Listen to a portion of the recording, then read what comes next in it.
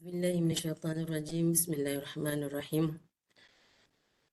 Assalamualaikum warahmatullahi ta'ala wabarakatuh. Alhamdulillahirabbil alamin wassalatu wassalamu ala asyrafil anbiya'i wal mursalin wa ala alihi wa sahbihi ajma'in. Qala rabbi shrah li sadri wa yassir li amri wahlul 'uqdatam min lisani yafqahu qawli. Alhamdulillah, pertamanya terima kasih diucapkan kepada Pusat Pengajian Dakwah dan Kepimpinan Universiti Kebangsaan Malaysia di atas peluang yang diberikan untuk membentangkan kertas kerja di prosiding bicara dakwah kali ke-23 Seminar Kebangsaan Tokoh Dakwah Antarabangsa.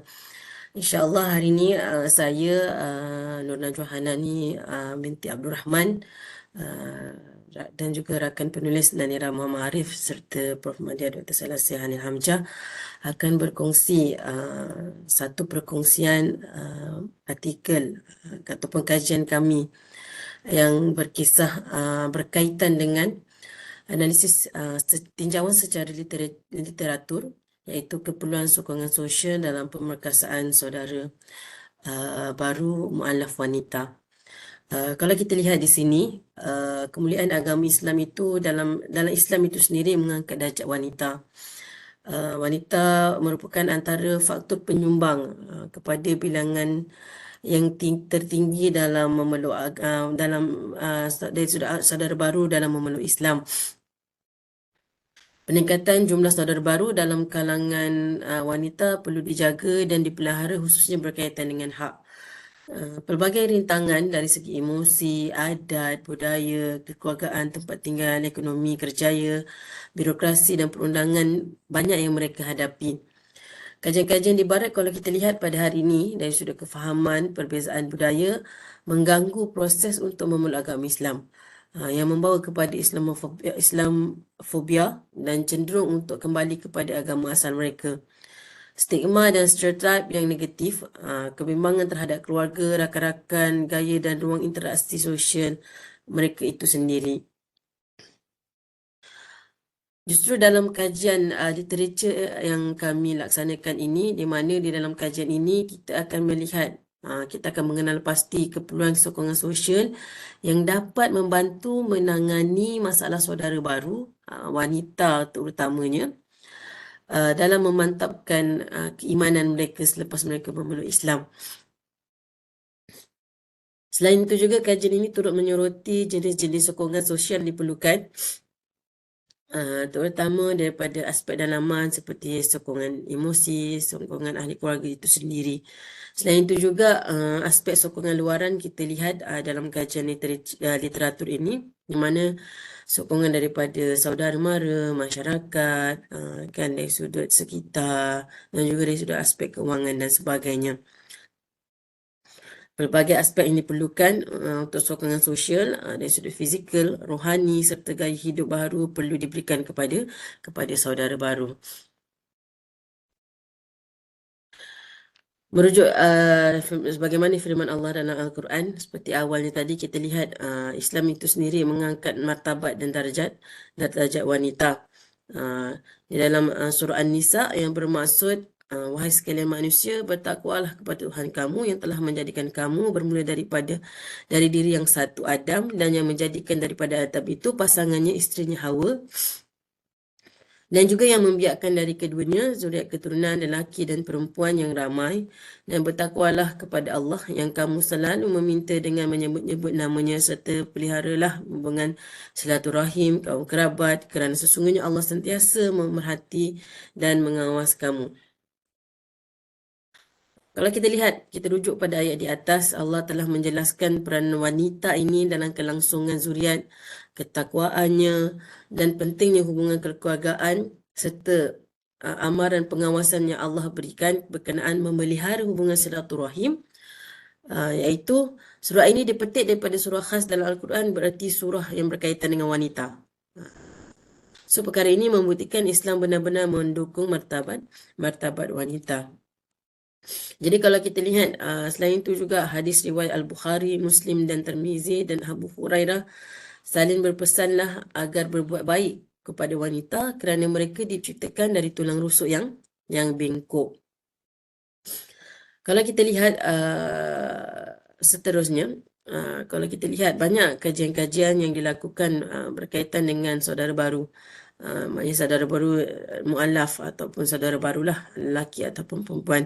Tapi kami cuba analisis secara literatur kajian berkenaan dengan keperluan sokongan sosial terhadap wanita mualaf. Di mana kita tahu tadi, kalau kita lihat ayat tadi, wanitanya ada keistimewaan sendiri. Apa sokongan yang diperlukan? Sebab di sebalik kejayaan seorang lelaki, adanya seorang wanita. Kan? Maknanya kita, wanita ni sebahagian kepada penyumbang kepada pembangunan negara.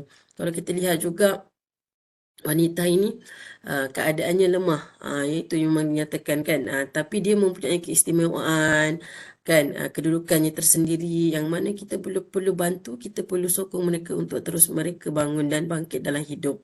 Kalau kita lihat sifat wanita ni, dia fragile sebagai pelambangan terhadap wanita yang lemah lembut dan rapuh. Sifatnya harus diberi pertolongan agar tidak tersasar apabila mereka sudah berada di landasan yang betul atau kembali kepada agama asal mereka. Okey, ini antara pernyataan masalah yang kita dapatlah.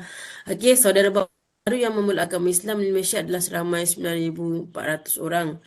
2017 seramai 9,200 orang, 2018 berjumlah 8,340 orang. Berlaku sedikit penurunan pada tahun 2017 kalau kita lihat sebanyak 200 orang, manakala tahun berikutnya lebih ramai pada 860 orang. Statistik permohonan penukaran agama yang kami dapatlah, berlakunya. Ada juga yang berlaku penukaran agama yang kembali pada agama asal. Kebanyakannya permohonan untuk keluar Islam dilakukan oleh golongan mualaf, terutamanya kaum wanita yang baru memeluk Islam. Yang ini yang kita kena lihat. Kenapa mereka kembali kepada agama asal? Kembali kepada agama asal sedangkan mereka dah peluk Islam.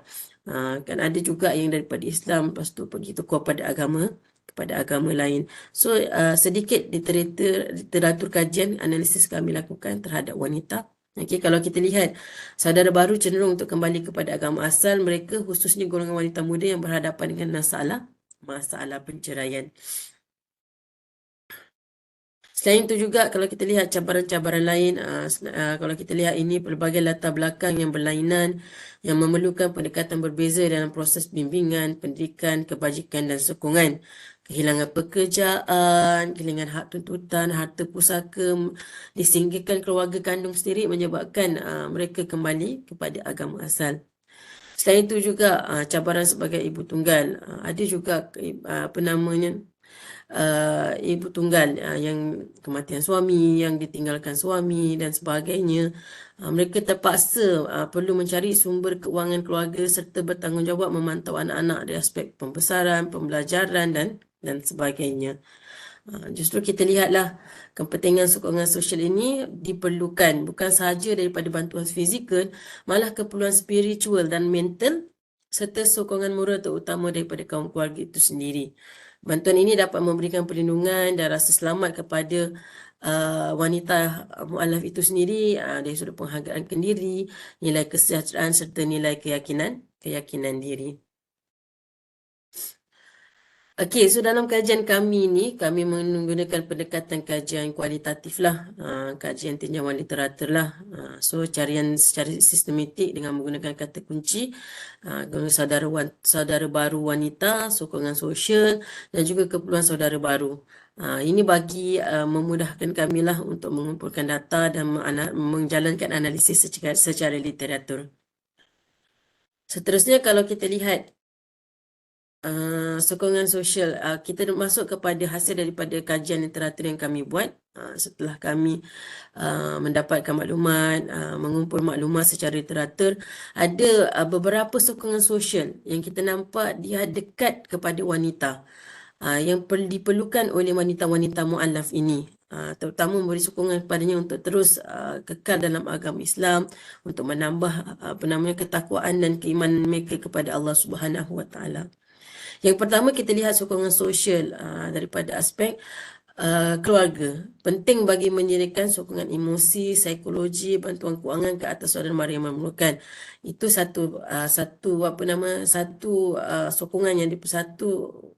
sokongan yang diperlukanlah, emosi, psikologi, bantuan kewangan saudara mara Okey, tapi daripada aspek keluarga, kalau kita lihat sokongan dalam keluarga terutama daripada orang tua, ibu bapa, ahli keluarga, saudara mara dan juga bekas suami, terutama berkenaan nafkah anak, merupakan sokongan sosial yang penting kepada golongan saudara baru wanita yang berstatus ibu tunggal terutamanya.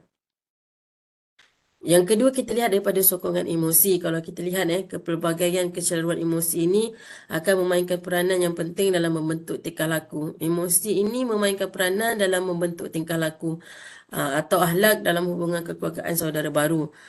Mengundang masalah psikologi seperti kemurungan, akan melakukan tingkah laku yang tidak sewajarnya lah. Maknanya kalau kita lihat, kalau emosi kita tak cantik, emosi kita tak bagus, dia akan memberi kesan kepada tingkah laku kita, menyebabkan kita cepat marah, cepat nangis, tak boleh memberi tumpuan pada satu benda yang kita nak lakukan. Okey, sukar tidur malam namun mempunyai ada kaitan sehingga boleh menyebabkan nak bunuh diri, kan. Sebab tu berlaku pelbagai isu dan masalah hari ini bila mana emosi tidak stabil. Seterusnya, kalau kita lihat sokongan sosial saudara baru yang diperlukan dari sudut rakan sebaya itu sendiri, ini faktor sokongan daripada rakan sebaya. Faktor rakan sebaya sangat diperlukan sebagai coaching untuk membangunkan pendidikan dan menambah baik pengetahuan agama Islam dalam kalangan mereka. Saudara baru wanita di United States, contohnya kita lihat mendapat sokongan sosial daripada rakan seagama sendiri, pemimpin agama, dan mereka merasai sokongan daripada Allah Subhanahu Wa Taala itu sendiri. Kesemua sokongan sosial ini memberi kesan positif dalam kehidupan wanita mualaf sehingga mereka dapat menikmati kepuasan hidup. Selain itu juga sokongan dari sudut komuniti. Komuniti ini juga memainkan peranan penting dalam memberi semangat, sokongan. Komuniti ini memainkan peranan penting. Komuniti ini adalah mereka yang berada di sekitar wanita mualaf itu sendiri.